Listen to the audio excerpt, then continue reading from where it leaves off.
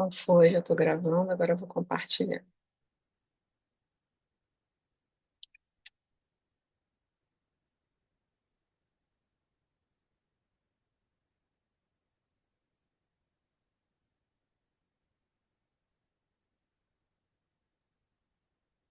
Pronto. Estão conseguindo ver? Sim? Estamos. Sim, Cássia, a gente está vendo perfeitamente. Beleza, então. Obrigada, gente. Então, boa noite, gente. Obrigada por vocês estarem aqui. Hoje é o nosso segundo encontro desse módulo do Instituto Bíblico Raízes, né? Que a gente está aprendendo juntos sobre apologética, né? Uma jornada em defesa da fé. Na aula passada a gente falou um pouquinho da introdução e sobre apologética mesmo, né? Apresentei o livro. E hoje a gente vai falar um pouquinho desses temas de alguns sistemas de ideia, de algumas filosofias e cosmovisões que estão aqui, né, na nossa cultura e estão dentro das nossas casas, dentro das nossas igrejas também, e o que que a Bíblia fala, o que que a gente pode responder, né? Então, a gente vai falar basicamente hoje, no próximo encontro, sobre cosmovisões não bíblicas, né, esses sistemas de ideias e pode parecer teórico, mas não é. A gente vai ver que isso está no nosso dia a dia, está em tudo que a gente vê, ouve, assiste, tá? E a gente precisa entender que as ideias são muito poderosas, né? E elas moldam o mundo que a gente vive. E sem a gente perceber, a gente acredita e a gente faz coisas baseadas no que a cultura, no que a sociedade prega, né?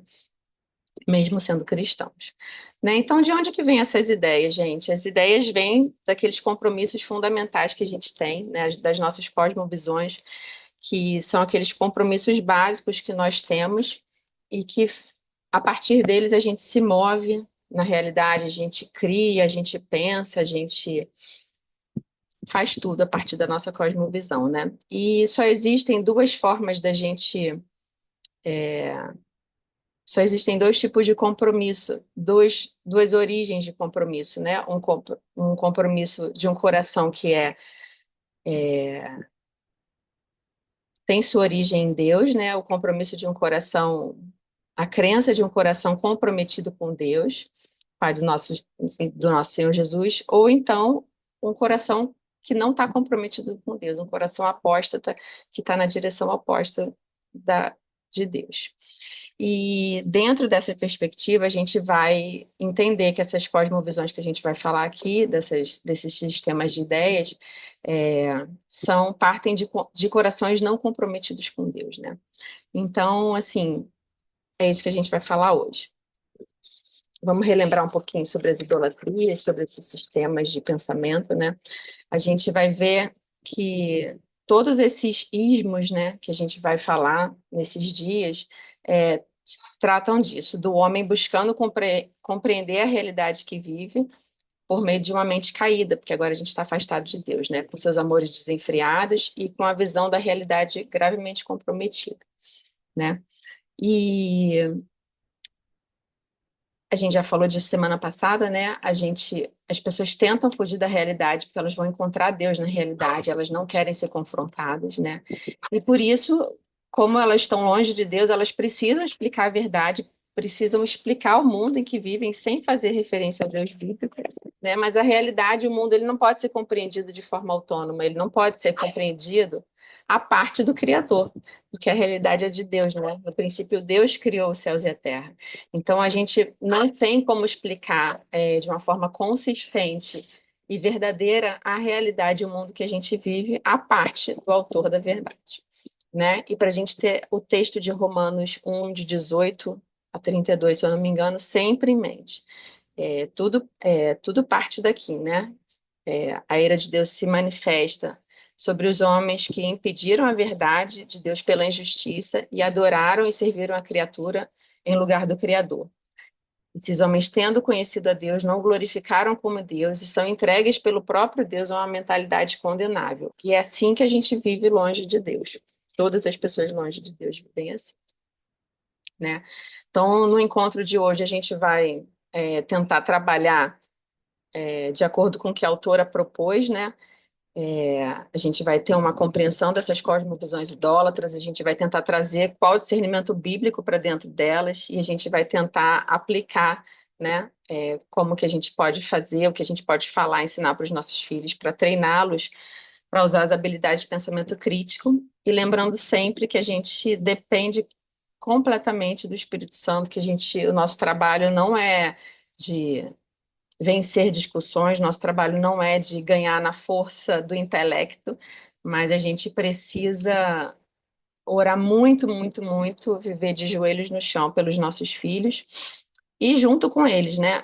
Como eu falei na primeira aula, a gente está aqui aprendendo um pouco de apologética e desses sistemas de pensamentos para defender a fé para os nossos filhos, eles estão na caminhada de encontrar com o Senhor, e também ajudá-los a defender a fé para os amigos e onde eles estiverem. Se tiver algum problema com som, alguma coisa, vocês me falem, tá bom? E a gente vai então começar falando um pouco sobre essa busca pelo autoconhecimento e a autoajuda, né? A gente vive numa sociedade que preza muito pelo conhecimento de si próprio, preza muito pelo autocuidado. E a gente vai ver um pouco sobre isso agora, tá? Então, a autoajuda, ela é um mercado muito rentável, né? Ela, acho que é o mercado que mais vende livros, é o mercado de autoajuda. A gente ouve essas frases o tempo inteiro, a gente vê isso em todos os lugares que nós vamos, nas conversas, nos filmes, a gente está recheado dessas frases, né? Você merece ser feliz, conhece-te a ti mesmo, é a frase de Sócrates, busca a sua melhor versão. Tem uma fábula de Esopo que fala sobre isso, de que Deus ajuda a quem se ajuda.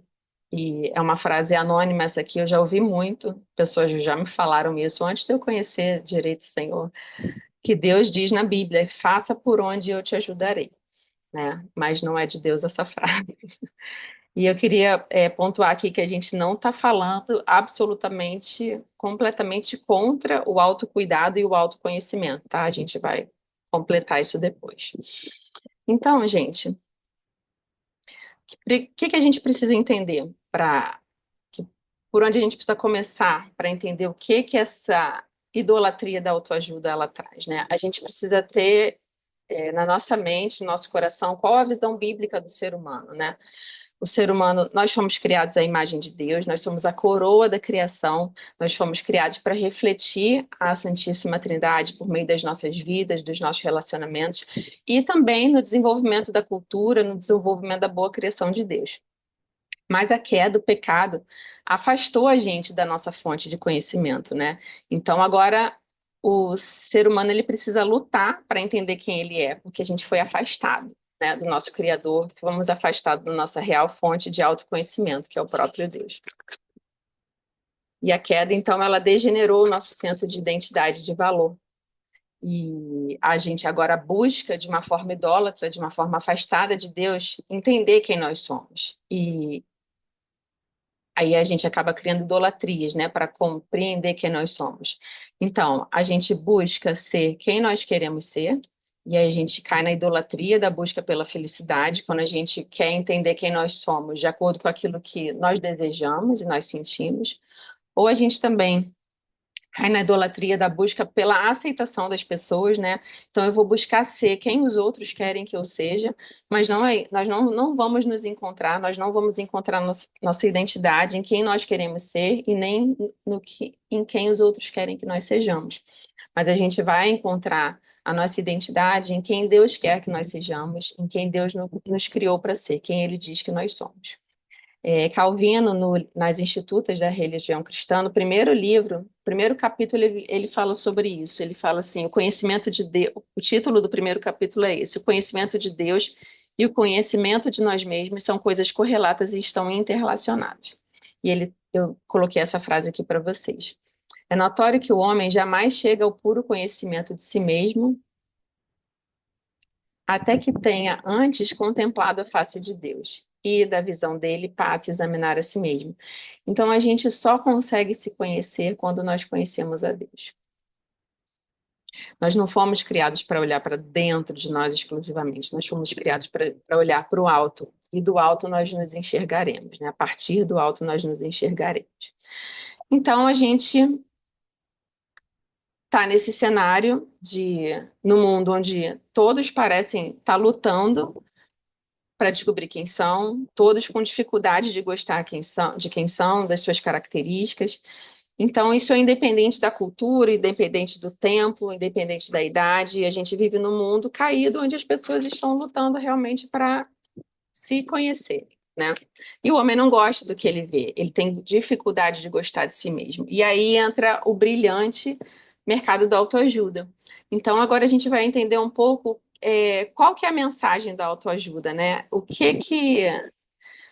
Como que ela chega até nós, o que que ela diz, né? Como que a gente pode reconhecer a mensagem que a autoajuda traz hoje em dia, e inclusive dentro da igreja, infelizmente, né? Então, a autoajuda, ela pressupõe que a gente tem um problema que realmente nós temos, né? A gente realmente precisa de ajuda, nós estamos afastados de Deus, mas a questão é, onde que nós estamos buscando essa ajuda? Onde que a gente vai buscar ajuda? E a autoajuda diz que nós precisamos resolver o nosso problema dentro de nós mesmos, né? A autoajuda diz que a gente precisa descobrir quem nós realmente somos, olhando para dentro, que assim nós vamos poder florescer. Quando a gente se conhecer dentro de nós, ela não fala do Criador, nós vamos poder florescer, né? A autoajuda também diz que a gente experimenta muito menos do que nós temos o direito de experimentar. É a cultura do eu mereço.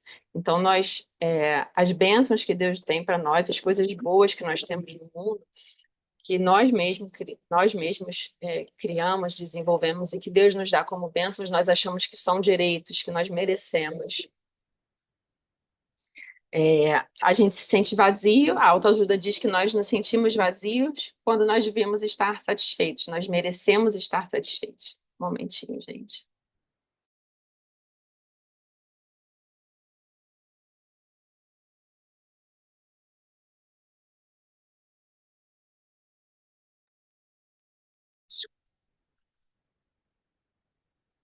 Toda segunda vai ser assim. Então, onde eu parei aqui? Então, a autoajuda diz que a gente se sente vazio e a gente realmente, se a gente não olhar para Deus, a gente vai se sentir vazio, mas nós deveríamos estar satisfeitos, nós merecemos estar satisfeitos. Então, tudo gira em torno de como as pessoas e como as situações nos afetam. O conforto, né? A gente precisa saber quem nós somos, a gente precisa se amar e a gente precisa buscar a nossa felicidade.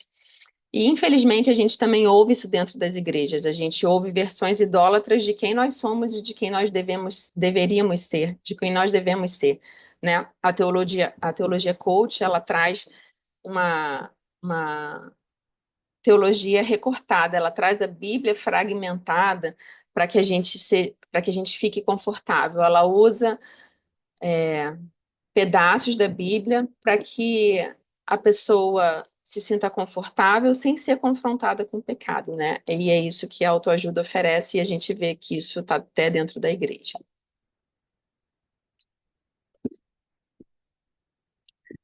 E aí aqui as respostas que a própria autoajuda traz, né?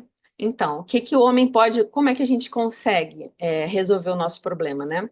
Então, o homem busca se conhecer, olhando para dentro e para si mesmo. Ela traz para a gente que a resposta está numa autossuficiência com a gente mesmo, né? E não na confiança em Deus. A autoajuda diz que tudo está dentro de nós, é tudo sobre nós, né? É tudo sobre a gente. Sócrates, ele pleiteava a verdade por meio da introspecção. E ele dizia que o estado da alma humana era o que importava para a felicidade. Só que Sócrates dizia que a felicidade humana ela seria encontrada na virtude do conhecimento. E a gente conseguiria encontrar essa felicidade quando a gente olhasse para nós mesmos, né? Então, desde Sócrates, que viveu em 470 antes de Cristo, a gente já vê aqui raízes dessas cosmovisões humanistas que enxergam no homem a fonte e a solução dos seus problemas, né? Outra resposta que a autoajuda traz ela chama a gente para olhar para dentro de nós mesmos, para descobrir o que está nos impedindo de ver, de sermos a nossa melhor versão. E se falta alguma coisa para você, a autoajuda te chama a batalhar para consegui-las. Não se negue nada, né? Então a gente precisa entender que essa busca dentro de nós, a gente olhar somente para nós, a gente vai vivendo, buscando ter uma maior autoestima, esse maior autoconhecimento de nós, para termos uma autorrealização, isso vai gerando uma sociedade egoísta, individualista e egocêntrica. Isso vem ao longo do tempo se desenvolvendo. Então a gente vai ver agora o que que a gente pode, como que a gente pode combater isso, né? O que a Bíblia fala para gente? Quais são as verdades bíblicas sobre isso, né? A gente entende, a Bíblia fala que a gente precisa cuidar de nós, né? A gente precisa cuidar do nosso corpo, da nossa mente, das nossas emoções. A gente tem que se importar com o nosso comportamento, né? E só que isso não é de uma forma que a autoajuda, não é da forma que a autoajuda traz a resposta, né? A gente precisa cuidar bem da gente, mas a gente não consegue mudar o nosso próprio coração e a nossa natureza pecaminosa sem a obra do Espírito Santo. Então a gente nunca vai conseguir sozinhos tratar o nosso caráter e conhecer nós mesmos se não for através do Espírito Santo, né? A gente precisa entender que o autoconhecimento não é ruim em si mesmo, mas ele não é um fim para o problema do homem. E ele nos impede de olhar para a verdadeira cura, né? Então o autoconhecimento faz com que a gente não foque o nosso olhar para aquilo que realmente pode trazer a cura e trazer a redenção para a gente.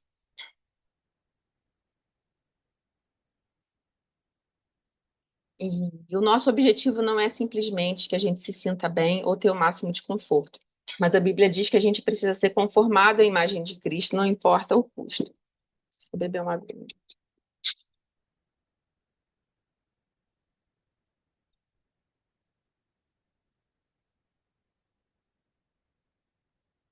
Então a gente precisa entender e ensinar aos nossos filhos que a gente precisa buscar se conhecer, mas que a gente precisa ser conformado à imagem de Cristo, que tem o custo do discipulado, né?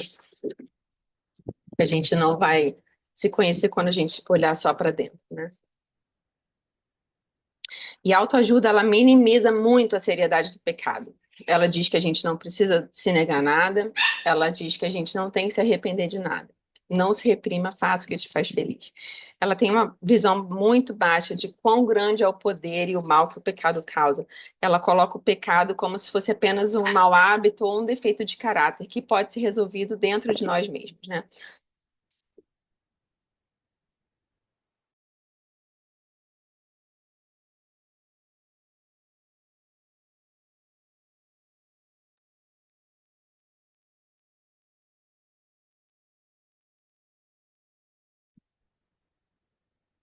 Então, o que que a gente pode trazer para os nossos filhos, né? A gente, nas nossas conversas, no nosso discipulado intencional com ele, nos nossos momentos com os nossos filhos, a gente precisa, mostrar para eles que a gente precisa, o que importa é quem Deus diz que nós somos. Essa questão da identidade, de você saber quem você é algo que traz muitos problemas hoje em dia, né? É um dos grandes problemas de hoje em dia.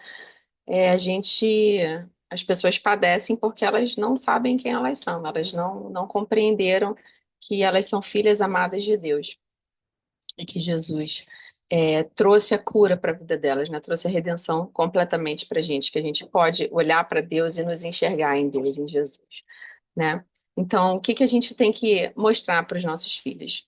A gente não precisa abrir mão dos meios que a gente tem para que a gente possa utilizar, né? Não na autoajuda idólatra, mas a gente deve e pode lançar mão de uma boa ajuda fornecida por meios que não são a Bíblia, né? A gente tem médicos, psiquiatras, a gente tem terapeutas, a gente tem muitos meios e ferramentas que vão nos ajudar realmente a lidar com questões de personalidade, vão nos ajudar a são ferramentas que nos ajudam nesse processo, mas não são não são nelas que a gente vai encontrar a nossa redenção, né? E a gente precisa pontuar que o nosso ponto de partida são sempre as escrituras, e a partir das escrituras que a gente vai escolher ou a gente vai rejeitar o que pode ou não pode nos auxiliar. E como eu já falei antes, o que importa é quem Deus diz que nós somos. Então, quando a gente estiver com as crianças, nas nossas interações, a gente precisa. Tudo que a gente estiver fazendo com eles, vendo um filme, ou vendo uma música, ou escolhendo, fazendo escolhas, ou por aí nas conversas, a gente precisa ter esse discernimento de prestar atenção e pontuar. Isso que a gente está consumindo aqui, isso que a gente está recebendo, está alinhado com Deus, ou isso menospreza Deus, isso rejeita, né, os ensinamentos de Deus. Isso que a gente está consumindo, ele chama o pecado de pecado ou ele atenua a definição do pecado, chama pecado de falha, isso é somente uma falha, sua vida é bagunçada, são apenas erros, e não nos levam ao confronto, né, do pecado e o abandono e o arrependimento e a busca de perdão. E quando a gente for lidar com as questões do cotidiano, a gente precisa explicar para eles o que está ao alcance da nossa correção, que a gente precisa realmente saber que tipo de personalidade que nós temos. A gente precisa ter um conhecimento, um autoconhecimento, mas um autoconhecimento baseado em Deus, né? A gente precisa saber quais são os vícios que a nossa personalidade pode nos trazer, quais são as virtudes que a nossa personalidade pode nos trazer, o que que nós temos de questões de caráter que precisam ser corrigidos, né? E a gente tendo isso identificados, a gente vai trabalhar isso, a gente vai pedir ao Espírito Santo para trabalhar no nosso coração. A gente pode lançar mão desses meios que eu falei agora anteriormente, ou um aconselhamento bíblico, com pastor, ou aconselhamento também com amigos cristãos, ou própria terapia, enfim, a gente precisa saber o que que a gente precisa saber o que está ao nosso alcance, o que está ao alcance somente de Deus. E quando os nossos filhos tiverem alguma questão, a gente precisa sempre começar pelo que a Bíblia diz. A gente precisa ter a Bíblia realmente como nosso parâmetro, né? A nossa regra de fé e prática. Então a gente parte sempre da Bíblia. E a gente não precisa, a gente pode, eu acho que é importante os nossos filhos nos verem tomando decisões baseadas na Bíblia, e muitas vezes pegar a própria Bíblia e abrir e procurar o que que a Bíblia fala sobre aquilo. Claro que tem coisas específicas que de repente não vão estar ali, mas os valores e a base para tudo que a gente vai fazer está ali, né? E a gente vai falar agora um pouquinho sobre a cosmovisão naturalista, materialista. E aí é que eu estou mesclando um pouco de racionalismo, cientificismo e empirismo, uma cosmovisão baseada naquilo que a gente pode, aquilo que a nossa razão pode provar, aquilo que os nossos sentidos podem experimentar e aquilo que a ciência pode provar, tá? Então, queria deixar essa definição aqui de declarações autorrefutáveis, elas são que a gente vai falar e a gente vai ver que todas essas ideologias, essas filosofias, elas são filosofias autorrefutáveis. Elas são proposições que, se forem verdadeiras, elas caem em autocontradição. E a gente vai entender isso daqui a pouco, tá? Então, só para contextualizar um pouco, no período pré-moderno, né, Deus, o nosso Deus, outros deuses, falsos deuses, líderes religiosos, o mundo transcendental, o mundo sobrenatural era muito levado em consideração nas equações da vida, né? A existência desse mundo espiritual transcendental, a parte da matéria, era simplesmente pressuposta. Então, isso fazia parte da vida das pessoas.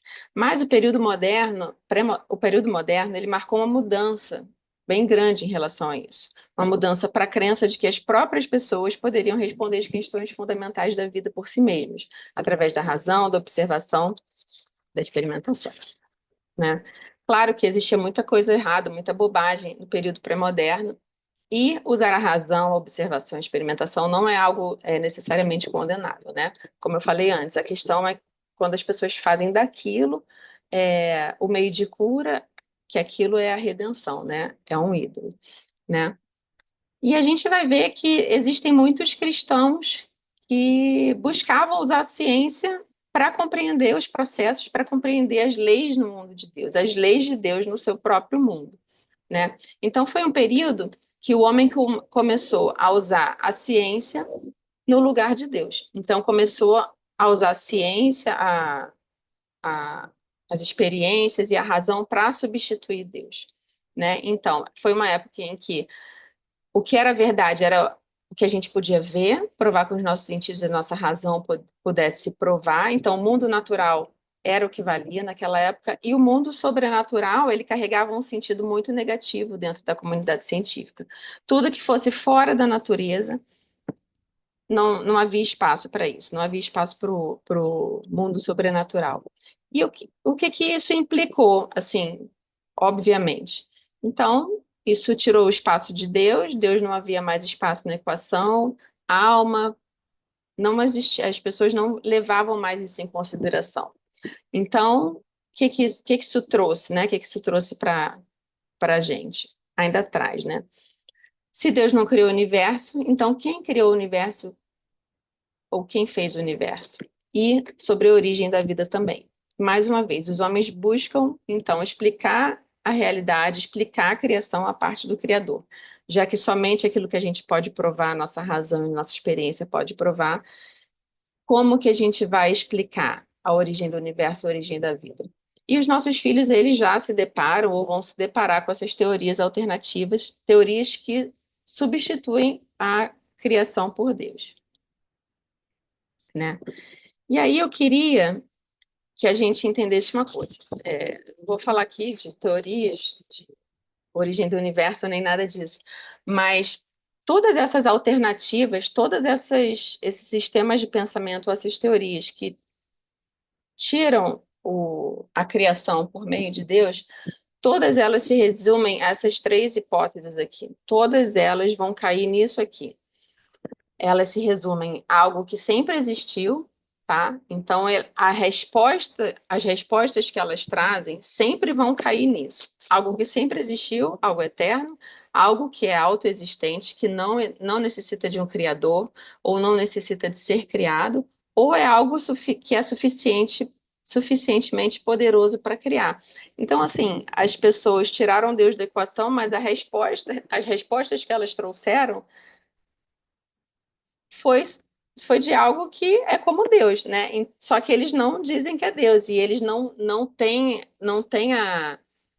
a comprovação. Então, eles simplesmente tiraram Deus da equação, mas eles não conseguem responder de outra forma a não ser dessas formas aqui, que a criação do universo, a criação da vida, parte de algo que sempre existiu, de algo que não necessita de um criador, ou de ser criado, ou de algo que é suficientemente poderoso para criar, né? Então,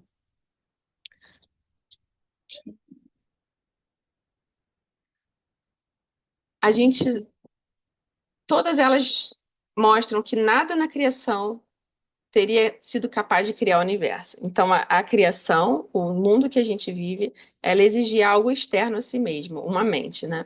E isso pode trazer algumas ideias, algumas coisas que podem serem discutidas com os nossos filhos, né? O mundo material sempre existiu, como eu falei, a resposta vai estar de acordo com essas hipóteses aqui em cima.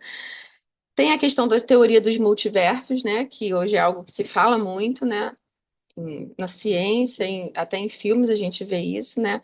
Então, um pouquinho sobre isso. A gente sabe que o nosso mundo foi incrivelmente projetado para a vida, né? São muitas constantes científicas que precisam existir simultaneamente para que a vida seja possível.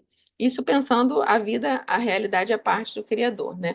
Então, a teoria dos multiversos diz que isso é um acaso. Então, ao acaso, nosso planeta, nosso universo, ele possui todas as possibilidades e as necessidades para que a vida exista do jeito que ela é, né? Então, o multiverso ele considera essas probabilidades de ajuste fino para a vida e diz que nós estamos no lugar sortudo que possui todas essas constantes. E ainda que isso fosse verdade, né? Se existissem infinitos universos, de onde que esses universos viriam? E ele não explica a origem, né? Então, Ele precisaria de um gerador de multiversos, de um criador de multiversos, né? Um criador de multiversos que também é eterno, que sempre existiu e é capaz de criar. Então, como eu falei, todas as respostas para as teorias que não partem da criação a partir de Deus, elas caem nessas hipóteses aqui, né? Questão das leis naturais também, a lei da gravidade, as leis da física, da termodinâmica e as leis mais lógicas mesmo, as leis matemáticas, leis são comprovadas por experimento, por observação. Todas essas leis, elas são descritivas, elas não criam nada, elas só descrevem aquilo que já existe, elas descrevem as coisas que já são criadas, que já existem. A lei da gravidade, ela não gera gravidade, mas ela explica a gravidade. Então, as leis naturais, elas não são capazes de criar, elas agem sobre aquilo que já existe, né? Então, o que que essa filosofia naturalista, materialista, o racionalismo e o empirismo, como é que eles chegam até nós, né? Ela diz que todo sobrenatural ele consegue ser explicado pela ciência, né? Então isso que a gente ouve, né? Que é assim que ela vem embrulhada, né? Que todo sobrenatural acaba sendo explicado pela ciência. Os sentimentos, o amor é simplesmente ocitocina no nosso corpo, alegria é endorfina no nosso corpo. Nós somos produto da nossa genética, então a gente não pode fugir disso, a gente está preso ao que a nossa genética nos, nos obriga a sermos, né? Os pensamentos, eles são meros impulsos nervosos, né? Mas a gente sabe que não é assim, mas é assim que ela vem embrulhada, né? Essa mentira. E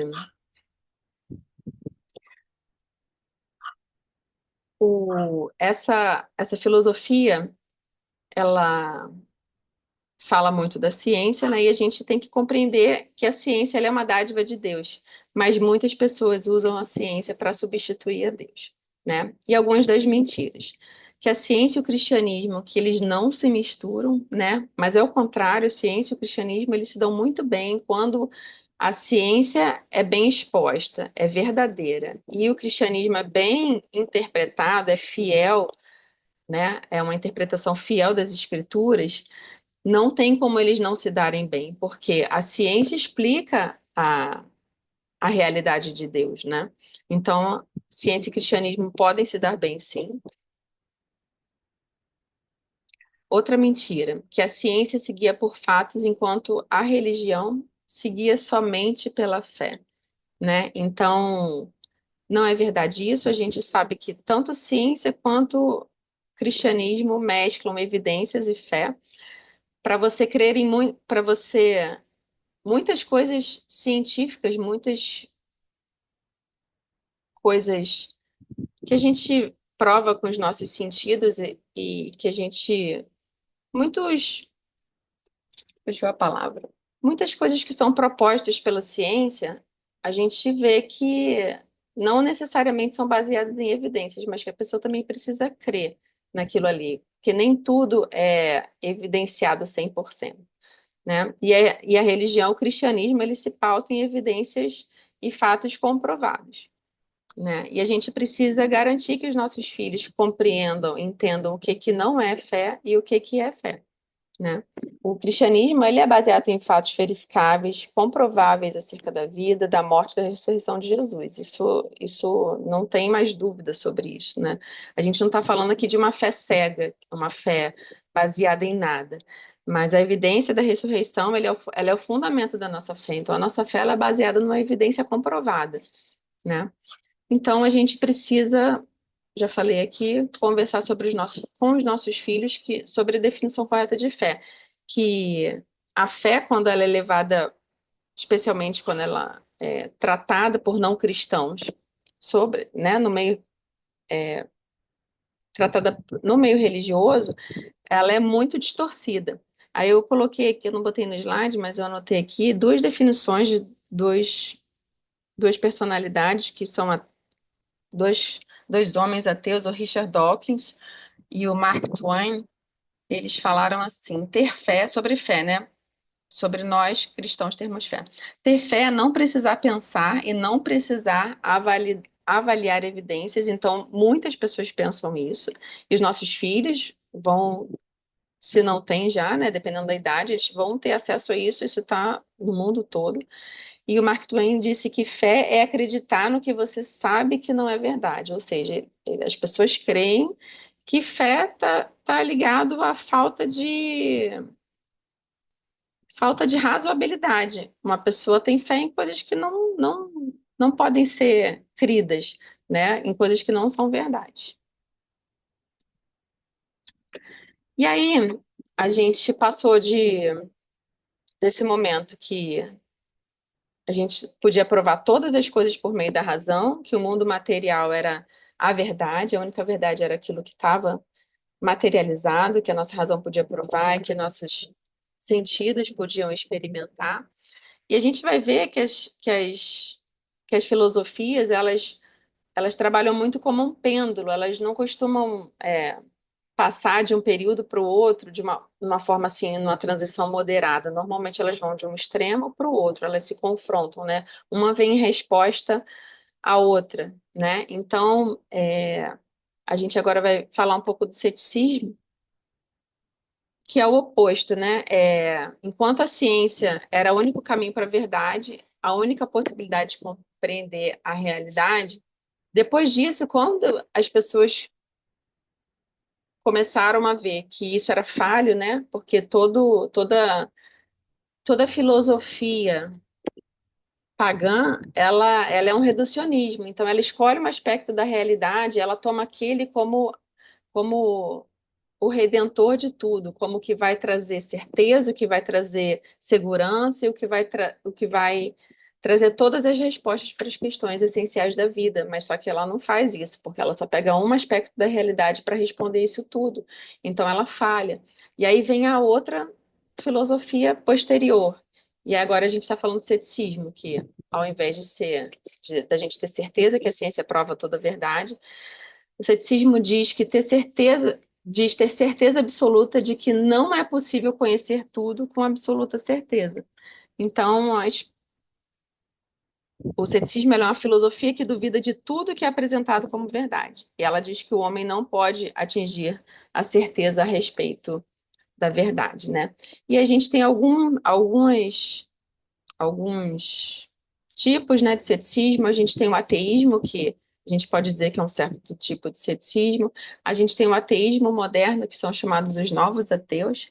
E a gente tem o hiperceticismo radical, que é algo assim quase irracional, né? Não tem como você. Existe isso, mas é algo que beira o cinismo. A gente não tem como. Muitas vezes você nem acredita, você acaba nem levando tanto em consideração, mas são ideias que estão aí. Nossos filhos vão ter acesso a elas, vão estar com pessoas que pensam dessa forma e que muitas vezes vão tentar convencê-los de que estão certos, né? Então, a gente está falando aqui, se preocupando com o ceticismo que recusa evidências razoáveis e exige provas acima de qualquer dúvida possível. É um ceticismo que não vê explicação, não aceita nenhuma explicação, não tem nenhuma explicação que satisfaça uma pessoa que está determinada a ser cética, né? Mas como eu disse, as suas influências elas estão na cultura virtual, na cultura de internet que os nossos filhos estão imersos, enquanto eles pesquisam, enquanto eles tiram dúvidas na internet e com as pessoas que eles vão estar se relacionando, né? E a gente precisa pensar que o ceticismo ele tem um lado muito importante, muito positivo, né? Porque é importante a gente fazer questionamentos, é importante a gente ter um pensamento crítico, né? A gente falou isso no último encontro, de como é importante a gente ensinar os nossos filhos a desenvolver a habilidade de pensamento crítico, né? E uma certa dose de ceticismo é saudável. A gente precisa discernir aquilo que chega até nós e aí a gente precisa ensinar os nossos filhos a discernirem, a fazerem o mesmo, né? E uma coisa que é interessante também, a gente vive num momento onde as pessoas duvidam de tudo. Ah, mas quem disse? Por quê? É, mas isso é o que você pensa. Isso. Quem falou que isso é verdade? Então a gente vive num mundo que é muito questionável hoje em dia, né? E quando a gente se pega fazendo questionamentos, a gente precisa pensar o que que está por trás desse questionamento. A gente está questionando porque a gente realmente tem dúvida ou porque a gente quer refutar a afirmação de uma determinada pessoa ou de um determinado grupo, que a gente tem implicância, ou de que a gente não está sendo um questionamento honesto dentro de nós, né? Então a gente sabe que tudo que a gente faz parte do compromisso fundamental que tem no nosso coração. Então a gente precisa a gente precisa ponderar se a gente está buscando realmente descobrir a verdade ou se a gente realmente só está querendo refutar uma ideia sem sem sem estar levando em consideração se é verdade ou não, tá? E aí, eu não sei se vocês já passaram por isso, mas alguém aqui já pensou em algum momento da sua vida depois de cristão? Gente, será que tá todo mundo maluco? Será que a gente, o que é isso? Será que tudo isso que a gente crê, será que isso tudo é verdade mesmo? Ou será que tá todo mundo doido? Eu já pensei isso. Eu lembro de umas duas vezes desse pensamento vir à minha cabeça, né? Vir à minha mente, e eu pensei mesmo, cara. A última vez foi há pouco tempo, foi ano passado, estudando. Eu fiquei, cara, será? Imagina se tiver todo mundo maluco. Aí eu lembro que no grupo, num dia que a gente estava fazendo um encontro da turma, da tutoria, eu falei isso. E aí várias pessoas falaram: Não, já pensei isso também, já pensei isso também. Eu falei: Poxa, então não sou louca sozinha, né? Mas para a gente entender que nós questionamos mesmo, a gente é normal que nós façamos questionamentos, né? Aí a gente vai ver a parte saudável disso e a parte que não é saudável. E aí eu estava relendo uma parte de um livro esses dias para preparar a aula, e eu botei aqui para vocês. E foi até, creio que uma resposta de Deus, assim, esse livro A Certeza da Fé, do Herman Bavinck, e aí ele colocou um trecho assim, falando sobre a dúvida, né? Ele disse que Lutero, não raro, travava suas batalhas contra o diabo e contra a sua razão, contra a sua mente, aquilo que vinha na mente dele.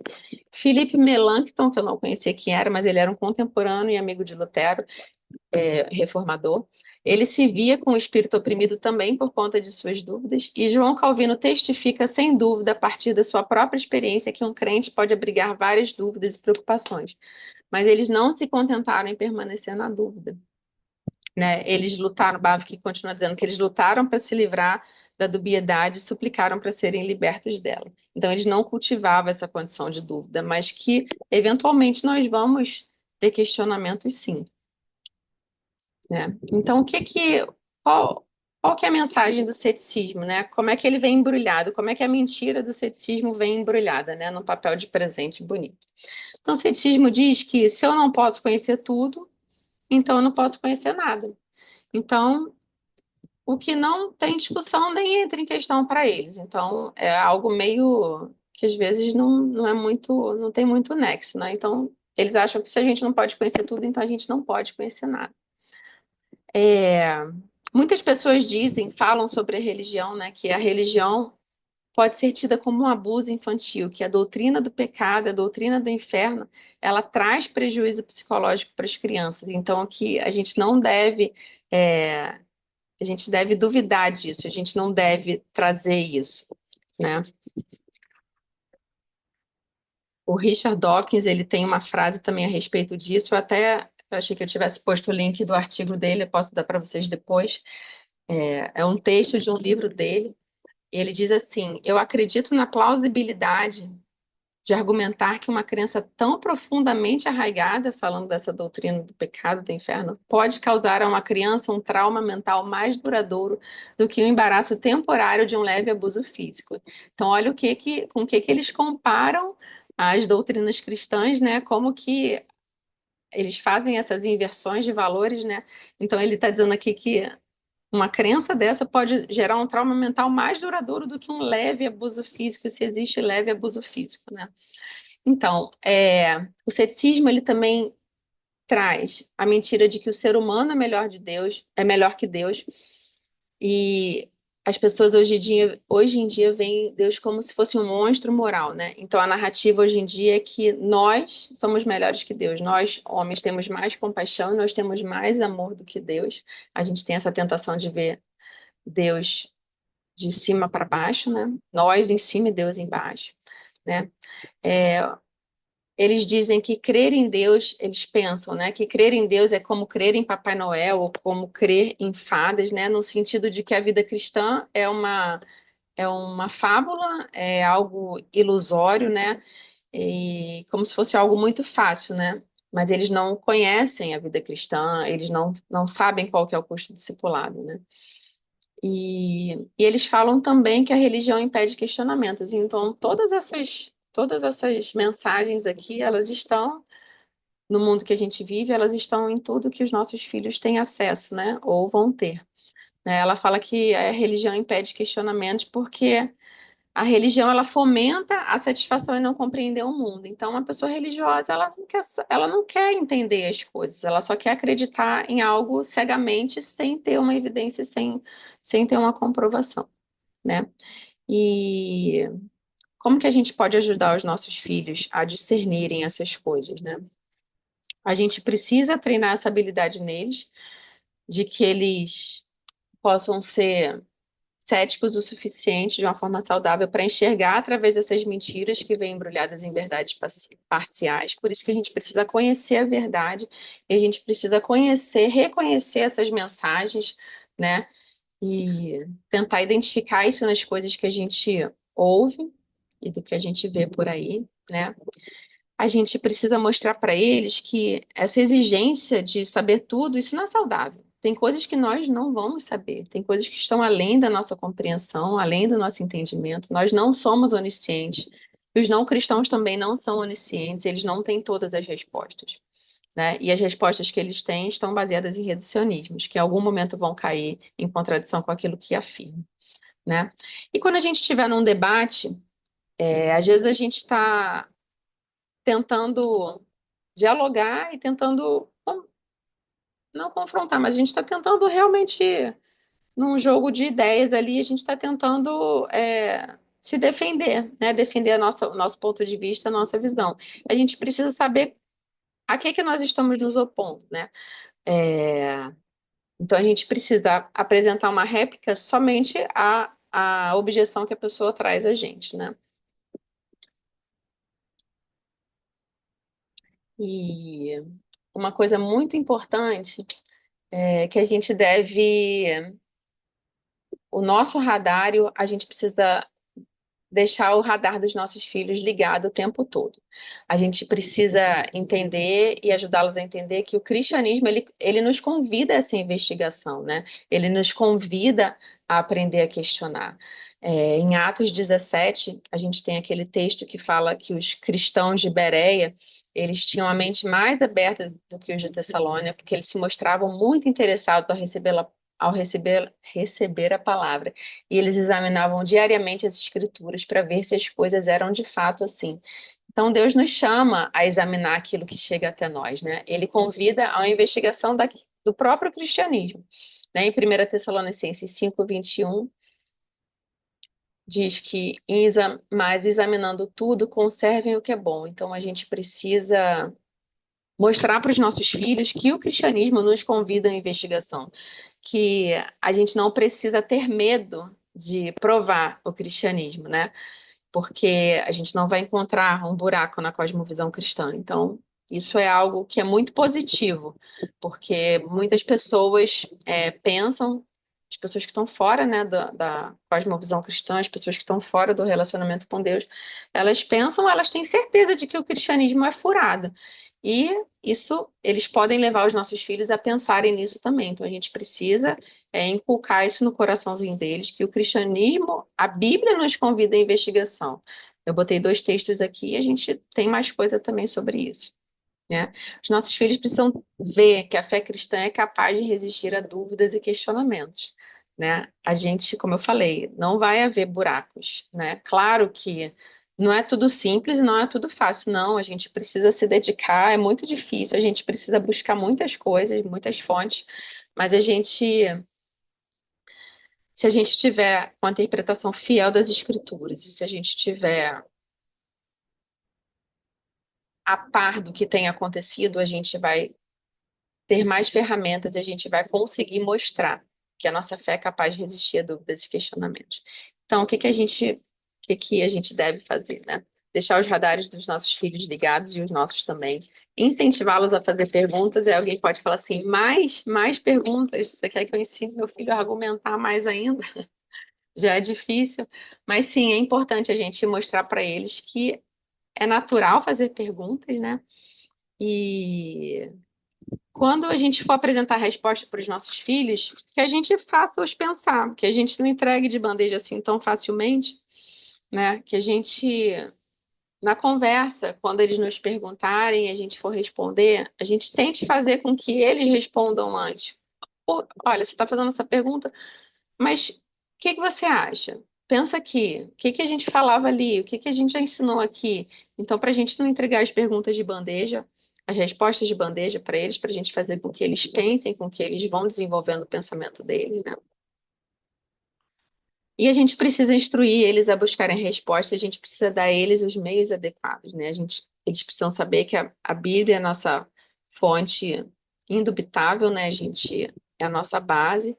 E a gente pode ensiná-los a gente pode buscar essas respostas junto com eles e sempre tendo o parâmetro de que isso está negando a Deus, isso está colocando Deus no lugar de Deus, ou isso está tirando Deus do trono dele, isso aqui é uma idolatria, né? E a gente precisa mostrar para eles que Cristo traz esse sentido eterno para a nossa vida e para tudo que a gente faz. Porque as pessoas, elas não creem porque elas não veem sentido nas coisas, porque as coisas não têm sentido fora de Deus.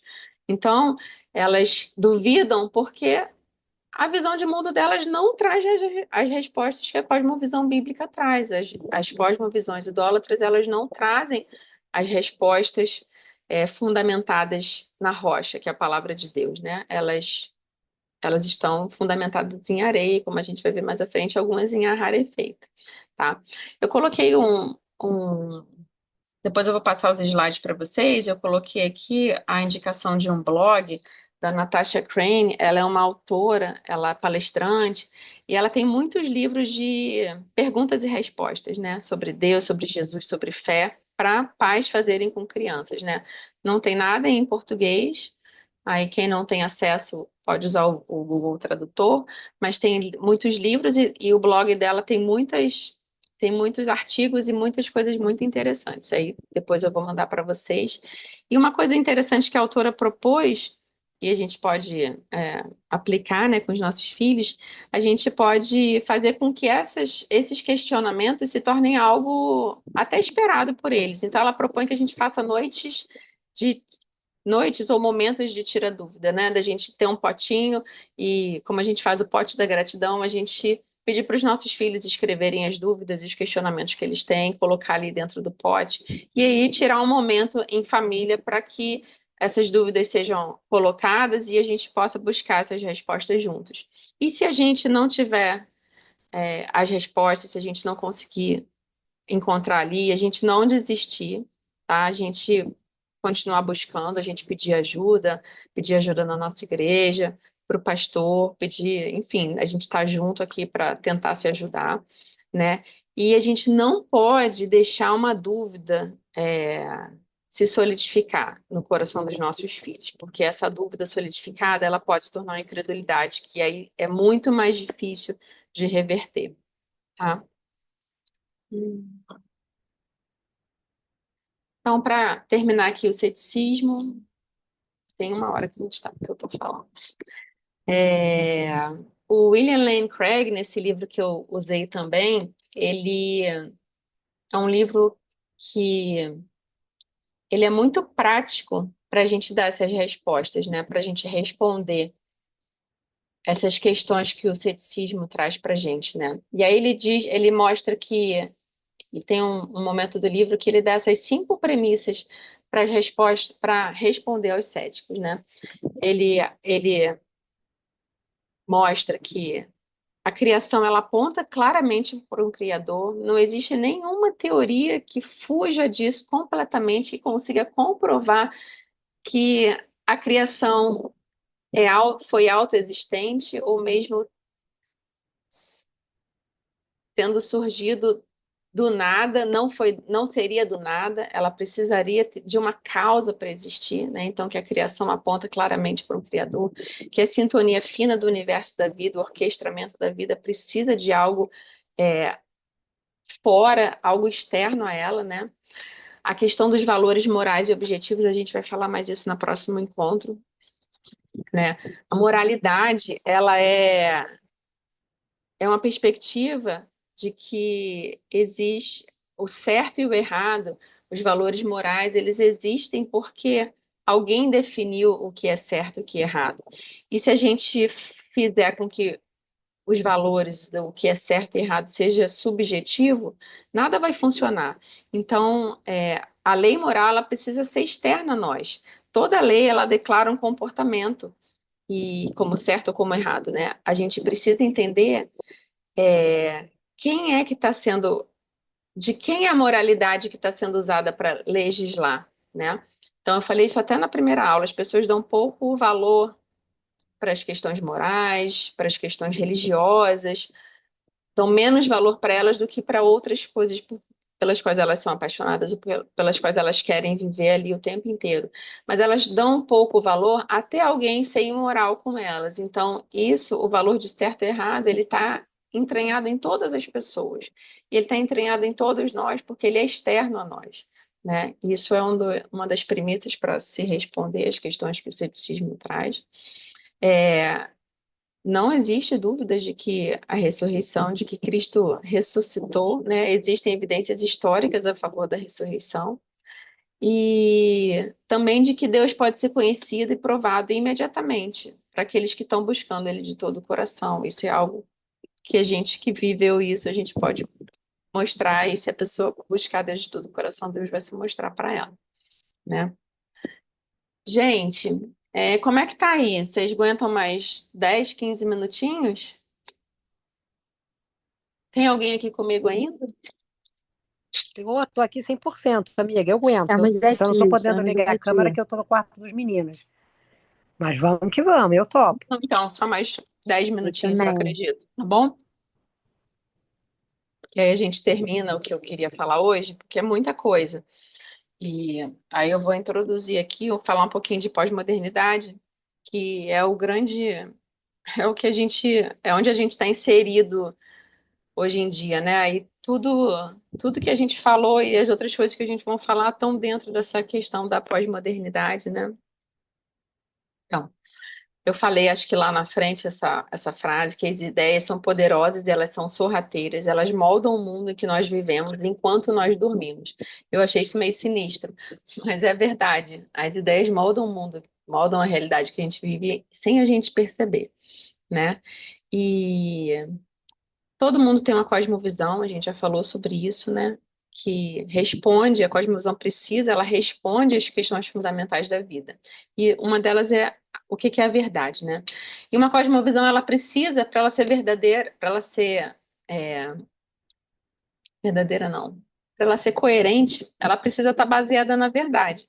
E no texto de Mateus 7 é aquele texto que fala sobre a construção da casa fundamentada na rocha e a casa fundamentada na areia, né? Então a cosmovisão bíblica ela está fundamentada na rocha, é uma cosmovisão que está baseada na verdade, a verdade absoluta, né?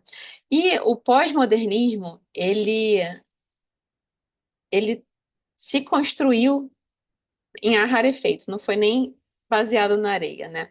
O pós-modernismo, ele não confia em fundamento nenhum, ele não crê em nada que diga, que se intitule que seja verdade, né? Então a gente viu anteriormente que o modernismo estava batalhando, no modernismo as pessoas batalhavam para encontrar a verdade, a sociedade vinha até então lutando para encontrar o que que era realmente verdadeiro, e essa foi uma busca desgastante, é hora de uma ideologia para outra, né?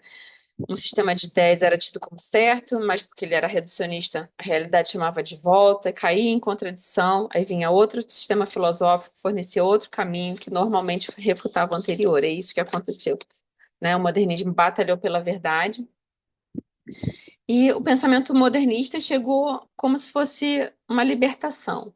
Então chega dessa busca pela verdade. Essa busca pela verdade é a verdadeira vilã. Então a gente não precisa mais de uma verdade absoluta. Ela é a verdadeira vilã, né? Então, a mentalidade moderna, ela faz com que todas as camadas da verdade, elas pertençam ao domínio subjetivo. Isso leva a gente ao caos, isso não nos leva à liberdade, né? Então, o pós-modernismo vem para desconstruir a verdade absoluta, levando a verdade para um domínio subjetivo. Como a gente até falou na primeira aula, a verdade agora ela possui um pronome possessivo antes do substantivo, né? É a minha, a sua verdade, a verdade dela, a verdade dele. Então, a verdade ela é subjetiva agora, né? Isso é o mundo que nós vivemos atualmente, né? Então, o pós-modernismo ele traz essa confusão entre os conceitos de verdade, porque a verdade ela é algo absoluto, não existe verdade relativa, mas nessa sociedade pós-moderna que a gente vive, para eles, verdade seria verdade relativa, a sua, a minha, a nossa, a verdade deles, né? Ele traz confusão também para conceito de certo e errado, de moralidade, e ele confunde opinião com verdade, né? Porque, na verdade, uma verdade relativa não é uma verdade, ela é uma opinião, ela é algo que uma pessoa acredita, ela é uma coisa que a pessoa acredita. Então, aquilo é verdade para a pessoa, mas não é verdade para mim. Isso não é verdade, isso é uma opinião, né?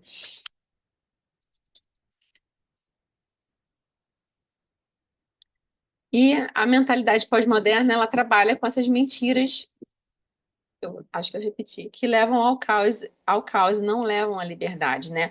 Então, acho que a gente falou isso na outra aula, que é muito perigoso a gente acreditar numa mentira, isso vai trazer consequências eternas e devastadoras, né? Isso vai trazer consequências para a nossa vida aqui e para a nossa vida depois também. Então, a gente precisa desmascarar essas mentiras para os nossos filhos, né? Então, como é que a mensagem pós-modernista chega para a gente, né? Então, tudo que for desconstrução de qualquer defesa de verdade é um pensamento pós-modernista. Isso a gente vê em todos os lugares, em todas as falas, é assim, chega a dar, sabe? É meio em todas as conversas. Nossa, como a gente ouve isso? Então, tudo aquilo que falar de uma desconstrução de qualquer defesa da verdade é um pensamento pós-modernista, né?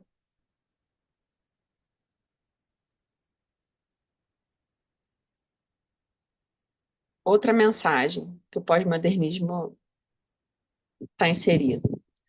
As pessoas falam eu sinto ao invés de eu acredito que, porque não importa muito no que você acredita, a gente vai ver na próxima aula que importa mais aquilo que você sente, aquilo que é verdade para você. Outra premissa, outra mensagem que tem a ideologia pós-modernista. Ninguém sabe nada ao certo. Ah, mas ninguém sabe ao certo. Isso é o que você está dizendo, né? E você precisa descobrir isso por conta própria. E aí eu lembrei do texto de 2 Timóteo 4, não estou com ele aberto aqui, mas que diz que as pessoas iam abandonar a sã doutrina para procurar falsos mestres, como se eles tivessem comichão nos ouvidos, coceira nos ouvidos, porque eles querem ouvir coisas que os conforte, eles querem ouvir coisas que satisfaçam os desejos do coração deles, né? Então, a gente precisa ir atrás ou descobrir da nossa forma, do nosso jeito, como que a Bíblia é interpretada para mim, né? O que que eu acho sobre aquele texto. E é isso que segundo Timóteo fala, e é isso que o pós-modernismo traz para o nosso dia a dia. E os nossos filhos, eles estão. Nós também, mas a gente já tem um pouco desse discernimento. Mas a gente tem que cuidar para que eles não estejam afogados nessa mentalidade pós-moderna. Então, vamos ver, né? Vamos usar o discernimento bíblico. O pós-modernismo tem alguma coisa de bom? Tem alguma coisa que a gente possa aproveitar? Sim, alguma coisa, muito pouca coisa, né? Ele tirou a gente daquela caixinha fechada da modernidade, onde somente o mundo material era o que era verídico, verdadeiro, e também do, do oposto, né? De que a gente não pode ter certeza de nada. Então, a gente pode sim compreender melhor as coisas como eu coloquei aqui embaixo, essa mentalidade pós-modernista, ela por, por sairmos dessa caixinha de que só ou o mundo material é verdade, ou então a gente pode ter certeza de nada, sim, a gente pode ter certeza sim. Ele nos mostrou como que a rica variedade, a rica diversidade na qual Deus se deleita. A gente não está falando de abraçar o pecado, a gente não está falando de diversidade e em relação a seja quem você quer ser, porque Deus te fez assim, tá tudo certo. Você não precisa ser confrontado com o pecado, não, mas de diferenças de personalidade, da forma como Deus mostra a sua criatividade, na forma como ele fez cada pessoa, né? Então, as mentiras que o pós-modernismo tem semeado, né?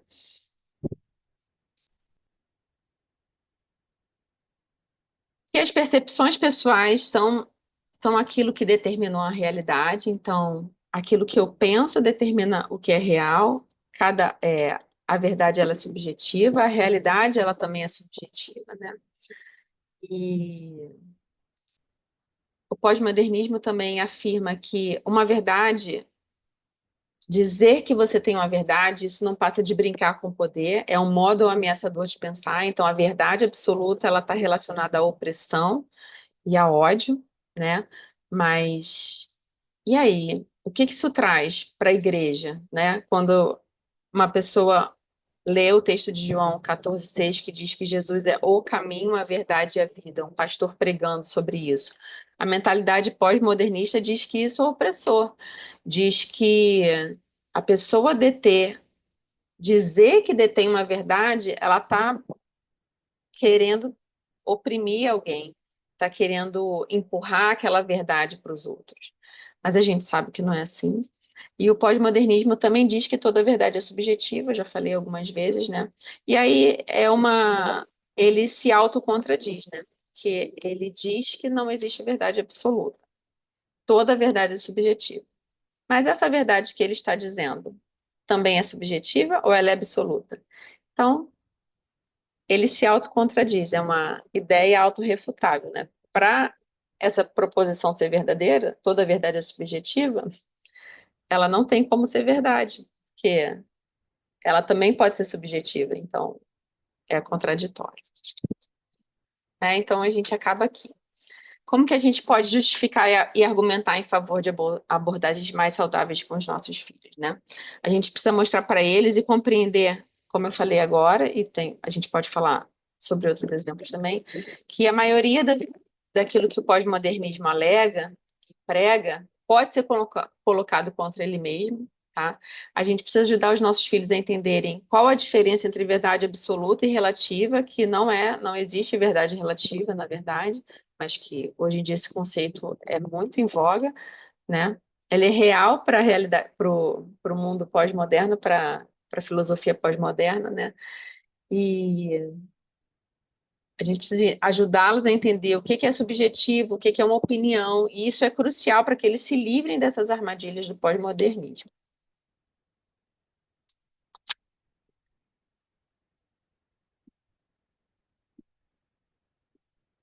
E no nosso dia a dia com eles, na nossa prática, na nossa conversa, no nosso ir e vir, deitar, caminhar com os nossos filhos, né?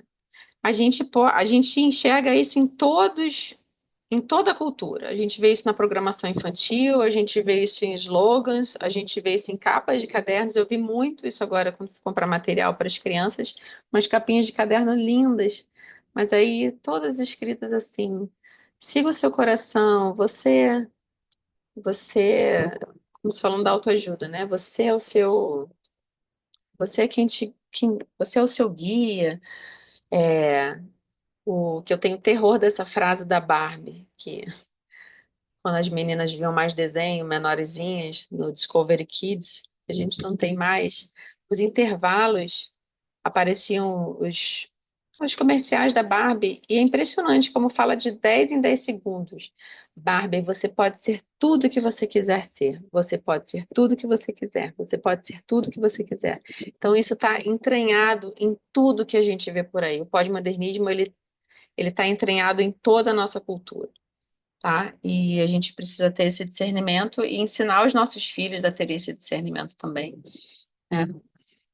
A gente precisa ensinar eles a reconhecer essa mensagem de forma crítica e compassiva também, né? Claro que dependendo da idade que eles tenham, a gente vai abordar de uma forma ou de outra, mas porque a gente precisa compreender que essas ideias, elas parecem empoderar as pessoas, né?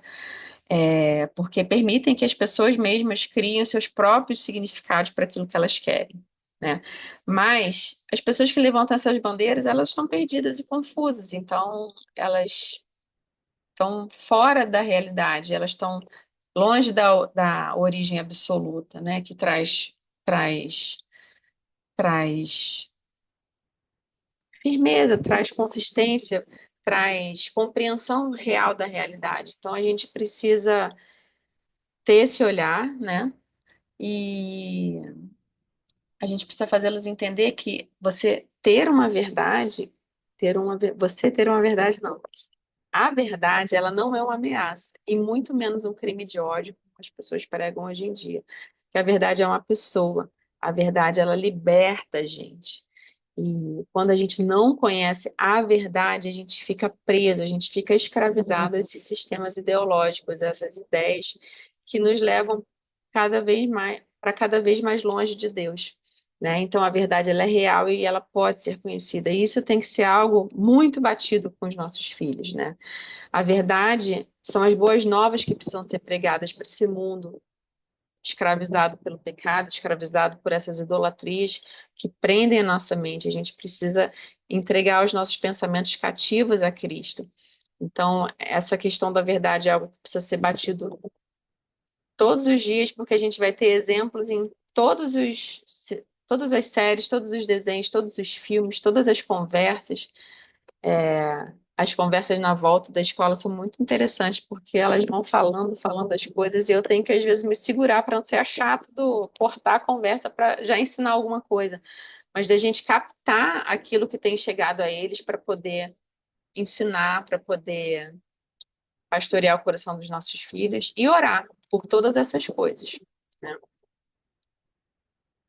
Ah, e aqui, quando eu disponibilizar para vocês também o PDF das aulas, a Mama Bear Apologetics, na verdade, ela fez um grupo, né? Eles têm um site, e dentro do site tem muitas coisas muito interessantes, né? Que elas têm um blog com artigos, eles têm podcasts também, eles têm várias outras ferramentas que a gente pode utilizar de acordo com a nossa necessidade, de acordo com a realidade da nossa casa, da idade dos nossos filhos, de acordo com a nossa necessidade de aprendizado, né? Então eu coloquei 5 aqui, esses dois aqui parecem ser iguais, mas não, eles só estão com a mesma fotinho, mas eles falam do sequestro linguístico e depois fala a continuidade um do outro. E é muito interessante. Então, quem tiver curiosidade, quem tiver interesse, eu vou botar o link lá no grupo dos pais. É muito legal o site do Mama Bear, que eles têm muitos recursos para ajudar a gente nessa caminhada aí de apologética, nessa caminhada de defesa da fé para os nossos filhos e coisas assim, atualíssimas e do nosso dia a dia. Claro, elas são dos Estados Unidos, né, são americanas, então elas colocam, às vezes colocam coisas lá, artigos lá de fatos que eu nem sei do que eles estão falando, de coisas que aconteceram nos Estados Unidos. Mas eu também não sou muito eu não sou referência para isso, não, que eu sou meio alheia a essas as coisas que acontecem por aí. Mas fica aí de referência para vocês. Não era isso. Vou interromper aqui o compartilhamento para a gravação.